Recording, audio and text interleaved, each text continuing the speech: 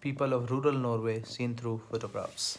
Photographer Nils Olsen Reppen was born in 1856 on the farm Reppen in Sandal in western Norway. In 1882, he immigrated to America and worked as a photographer in Browns Valley and Morris in Minnesota.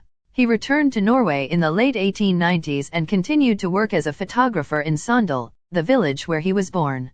Sandal is a village beautifully situated by the Sognefjord, Norway's longest and deepest fjord. This area is considered to be one of the most beautiful destinations in the world.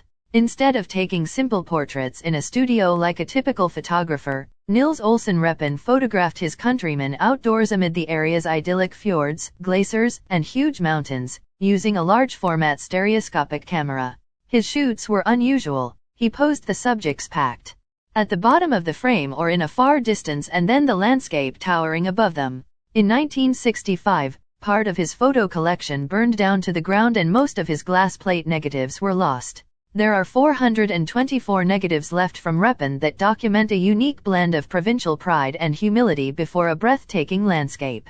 The pictures presented here show nature, the farms, the mountain farms, the fjords, and the villages in the Sognefjord area around the 1900s. The center of Sandal, Sandalisfjøra, has a long and remarkable history as a seaside settlement. It probably served as the center of the parish for centuries, with general stores and bakeries testifying to its early importance as a center of commerce and trade.